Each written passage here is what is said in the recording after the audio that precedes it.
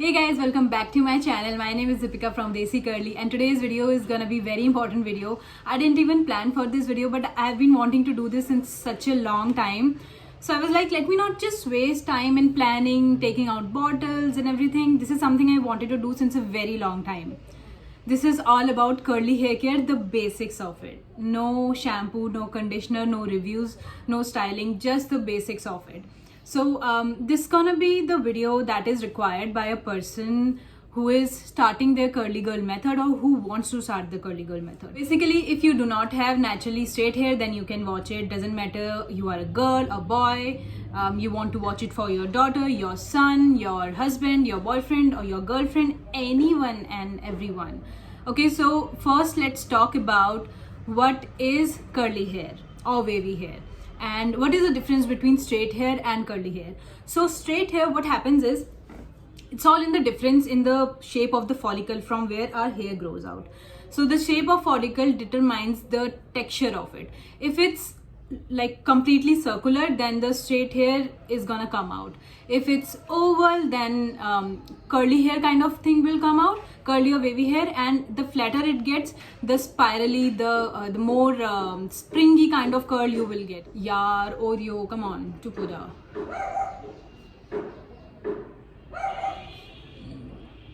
So this is how it is determined what kind of hair pattern you will have. Now the hair pattern can be determined in or can be classified in various numbers, like type 1 is straight hair, type 2 is wavy, and type 3 is curly, and type 4 is very tight coily kind of the African kind of curls. For your reference, the very kinky kind of curls, you can see the very tight ones. So even in these numbers you can classify them on the basis of ABC.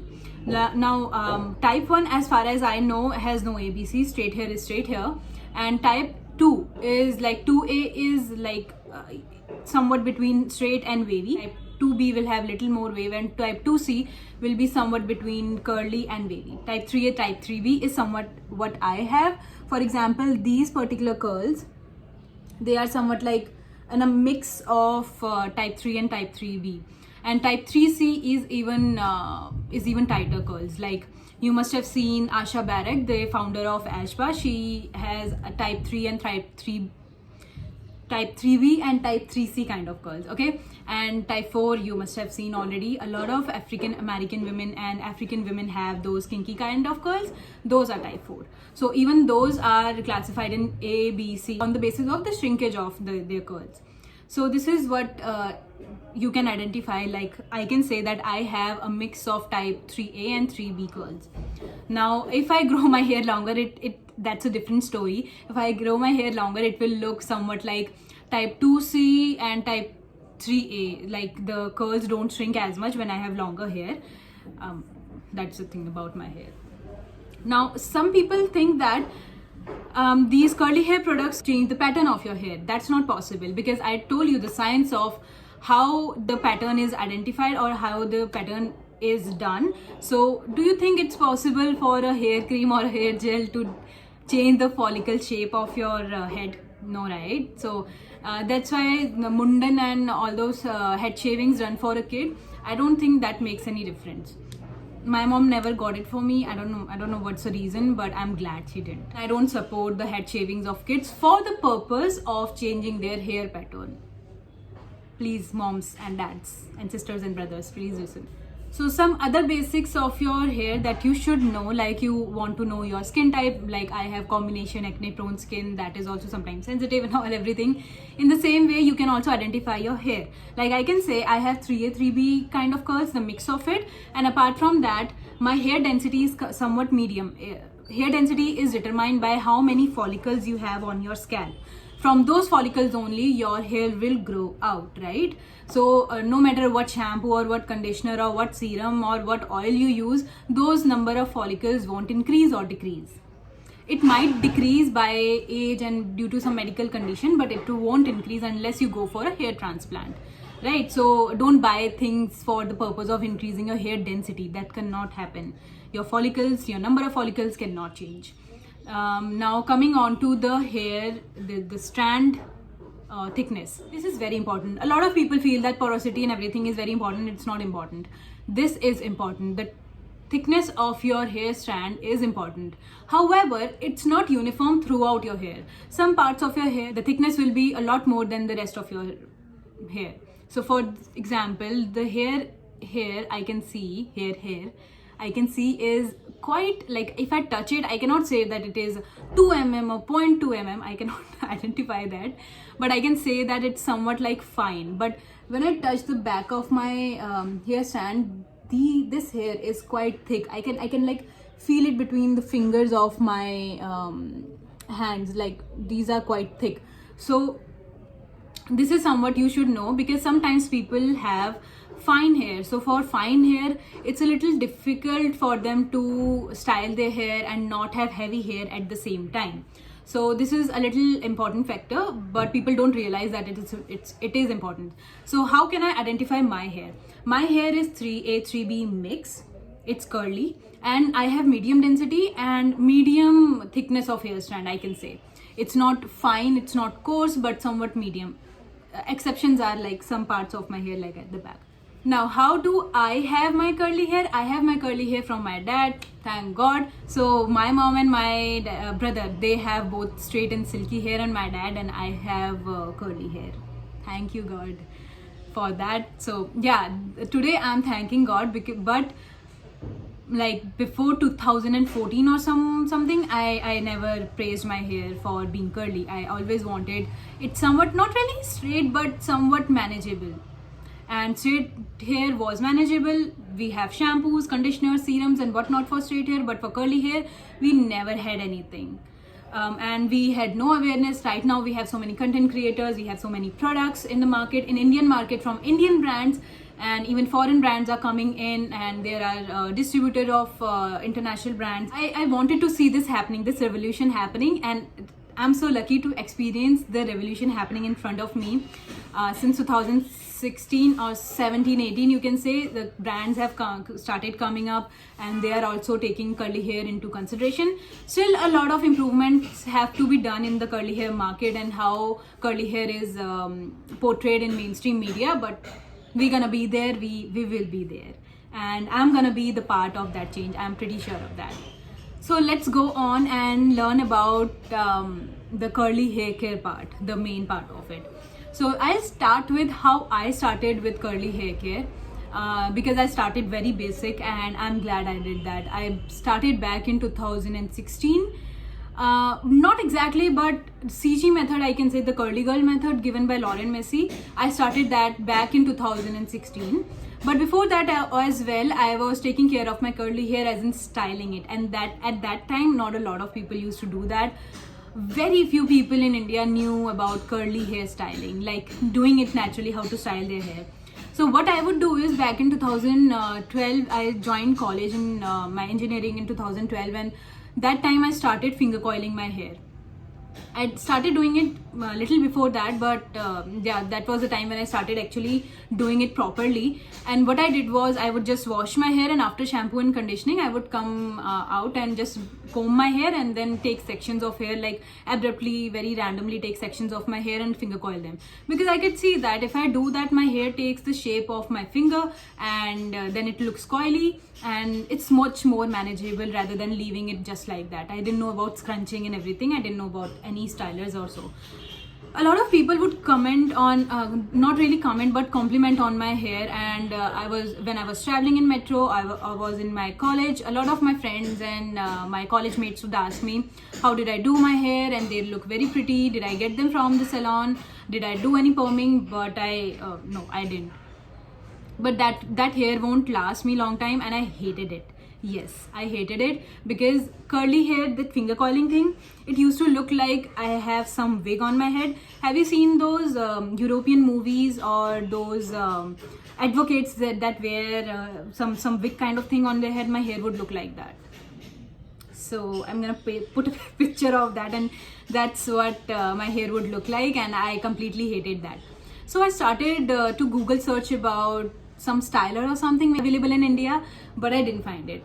So I started finding out some DIY, and to my luck, I chanced upon a recipe from some blog site, and I'm so thankful of that thing.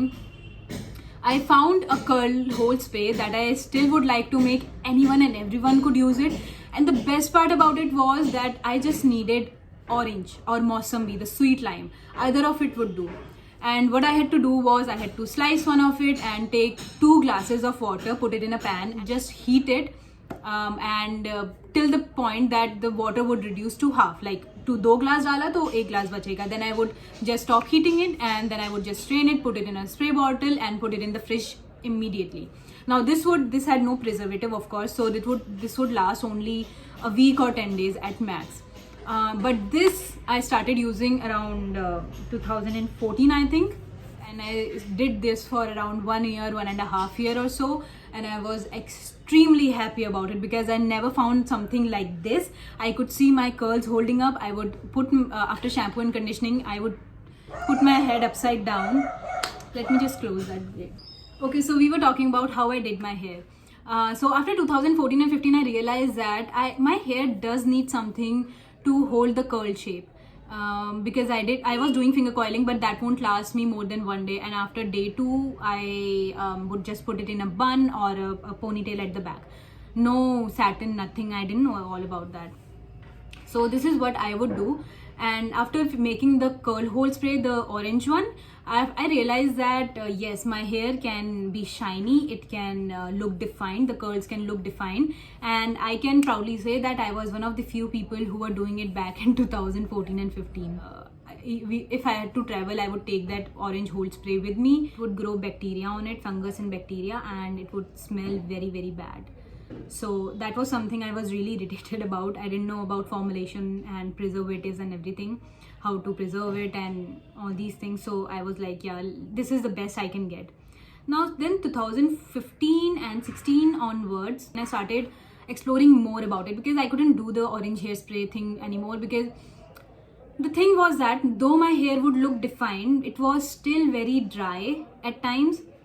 Especially from day 2, day 3 onward, it would become very dry, and I didn't know about the proper styling thing, like properly doing it, how to do it, the deep conditioning part of it, if I have to do it after shampoo. A lot of things were there that I didn't know anything about. So after 2016, in 2016, I chanced upon this blog site called writinglets.com and their Facebook group Indian Curl Pride, and that was it. That was like my hair was given another life, another chance. So in 16 July or August onwards, I started following the curly girl method. Before that, how I started doing it, I started by reading it from Asha Barek's blog's website, which is writinglets.com. Now I learned that curly hair is, because of its texture, I told you the texture is very curly, very, very different. The texture is different, it's not straight. So that's why it's naturally dry. Why it's naturally dry? Though our scalp does produce quite a lot of sebum, but it cannot travel throughout the hair. For straight hair, you can just, you do that, or run a brush through your hair, or even just naturally, the oil that is produced by your scalp will be spread throughout your hair. That is like a natural serum. But for curly hair, even if your scalp is oily now, your scalp will be oily, but your hair will be dry because of the texture of it. Just remember this pointer: curly and wavy hair is naturally dry. So we are gonna base everything, how the curly hair care, the how-to of it, on the basis of curly hair is dry. Right now, you won't believe that the last time I washed my hair was on last 5 days back, I think. I have to wash my hair today or tomorrow, but yesterday I just refreshed my hair and my hair was back, like the moisture and everything was back. I didn't even wash my hair for a lot of days, which is not a healthy thing at all. I'm not saying you have to not wash your days for a very long time. Wash your hair for a very long time. Yeah, I have this thing of mixing my words.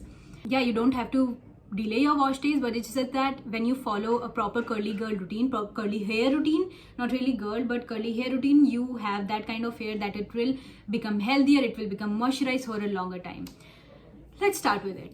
Now, the first and most important thing, what is curly girl method? Now, curly girl method was given by Lauren Messi, the author of this book. This is called Curly Girl Handbook, and it was given by Lauren Messi. And Lauren Messi is a hairstylist, and she was also, I think, the co-founder of Diva Curl. To be honest, I don't follow the exact curly girl method, but somewhat related to it.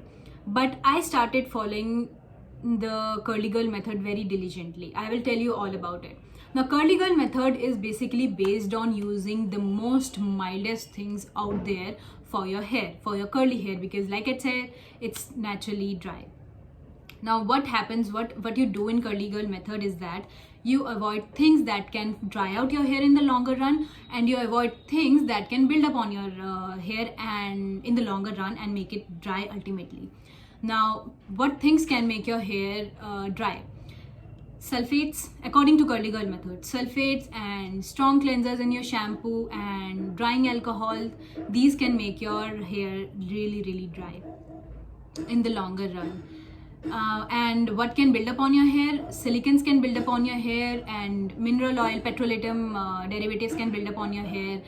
Your a lot of oils and butters can build up on your hair. Your waxes, natural wax like beeswax, calendula wax, these can build up on your hair. Please don't mind that Hathode wala, he has to do his work, we have to do our work. These are the things that can build up on our hair, and we have to use our hair products that do not have these particular things. Because what happens is, drying out your hair is another thing, but when things are building up on your hair in the longer run, what will happen, that it will form a coating kind of thing on your hair, like a plastic layer kind of thing. And what will happen in the longer run, that you will not be able to hydrate your hair enough, and no matter how much water you put on your hair will feel dehydrated and very dry, and so buildup ultimately leads to dryness of your hair as well. Do I follow curly girl method very diligently, like not using all of these things? No, I don't. Why is that? That is because, firstly, these ingredients are not harmful, toxin, dangerous, blah blah blah blah blah blah. These are not. Sulfates are definitely strong cleansers. You will find them in your bathroom cleansers as well. A lot of cloth cleansers, a lot of cleansers basically. Sulfates are amazing. They can be formulated in a way that your cleansers will be very mild. They can also be formulated in a way that your cleansers will be very strong. It depends on completely on the formulation. A very classic example that I always give is the Cetaphil Gentle Cleanser. I have used it in past, so I know the third ingredient of that particular cleanser is SLS or SLAs, basically sodium laureth sulfate or sodium laureth ether sulfate. And it didn't dry out my hair. It didn't even clean my face properly. It was like as if I'm putting conditioner on my face to wash it. So it totally depends on the formulation of it. Maybe the percentage of sulfate in the product was so less that it was not even working properly for my skin basically. So it completely depends on your hair. Now you will see a lot of claims on the hair products, especially in India, like sulfate free, this free, that free, but it's completely bogus claims, I would say. Yeah, I would completely, like, straight in your face would say that it's not something you should be worried about. Why? Because firstly, like I told you, the formulation of the products is something that matters, and secondly, SLS and SLES are the ones that you worried about. These are not only things. There are other cleansers as well that are as strong as the sulfates. So like the aluminium compounds of sulfates are there, and a lot of other cleansers or the ingredients are there that are quite strong. But like I said, it completely depends on the cleanser or the shampoo's formulation, how strong or how mild it is.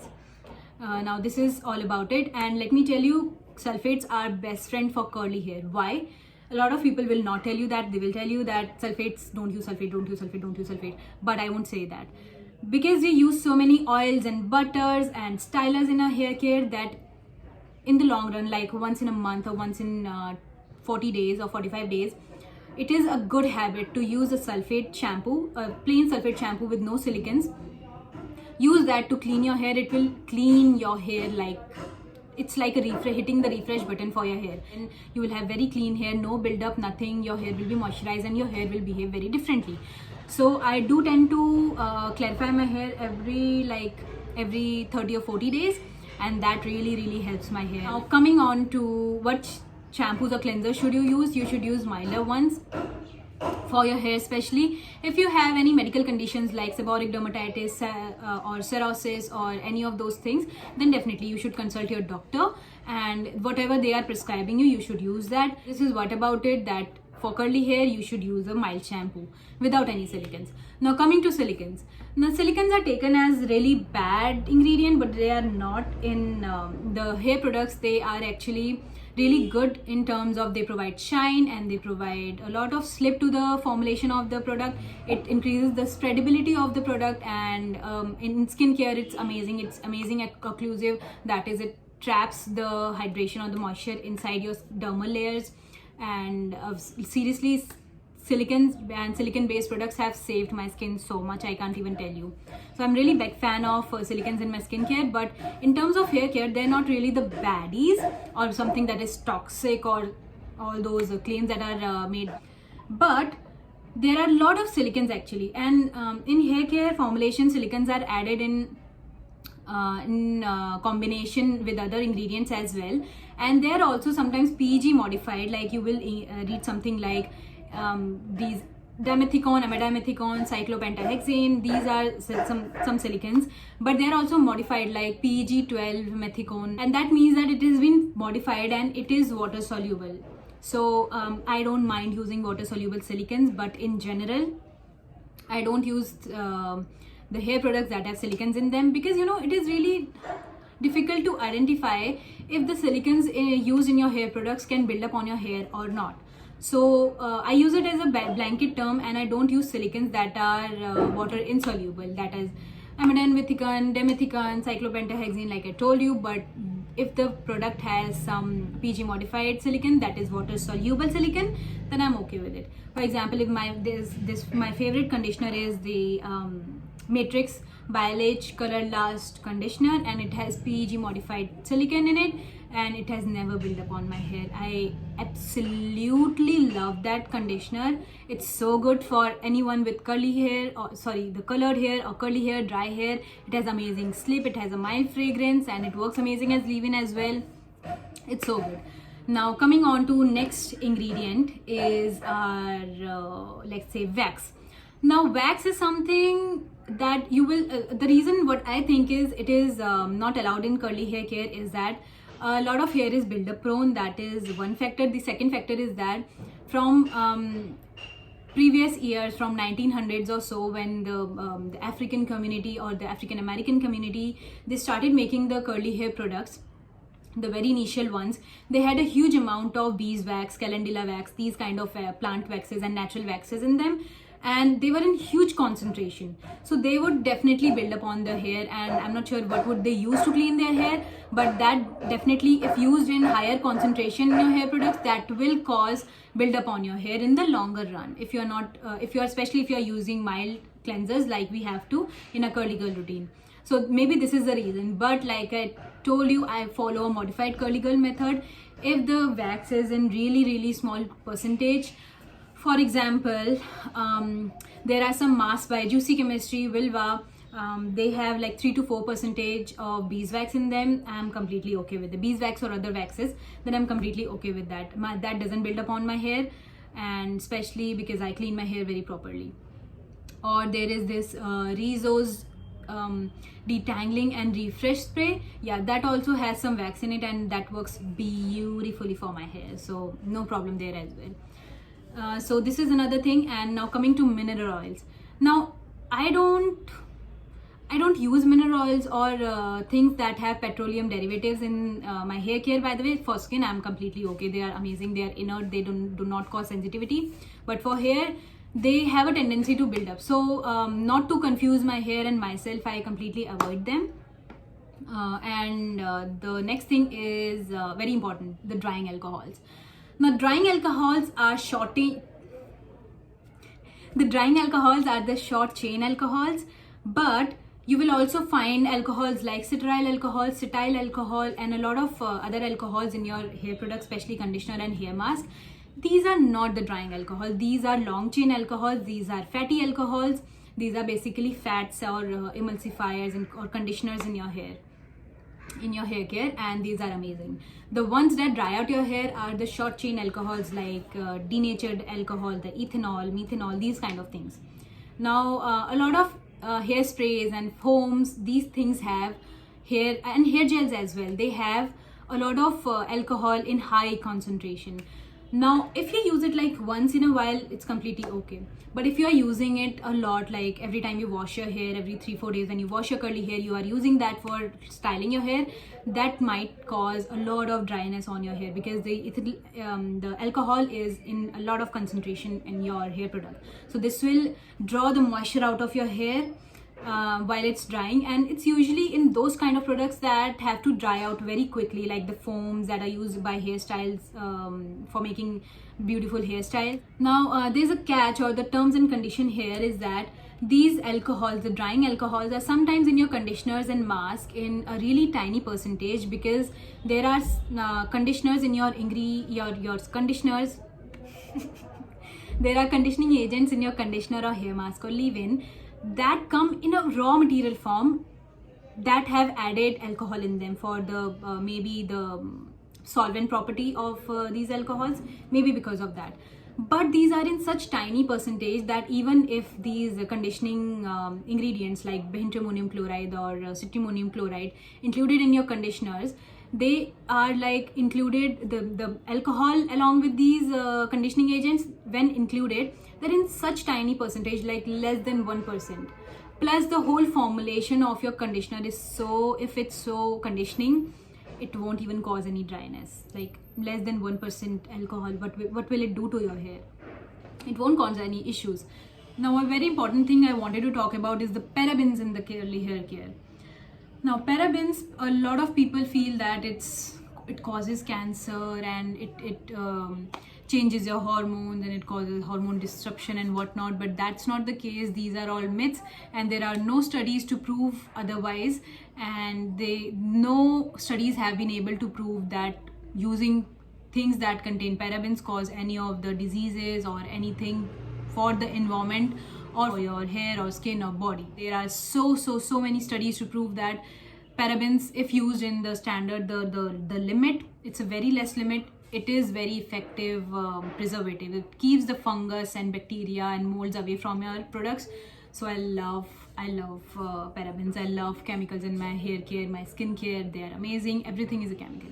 So that's why I always say that follow curly girl method, but keep these things in mind when you're following it. Now, you might feel very overwhelmed with the information and what to buy and what to not.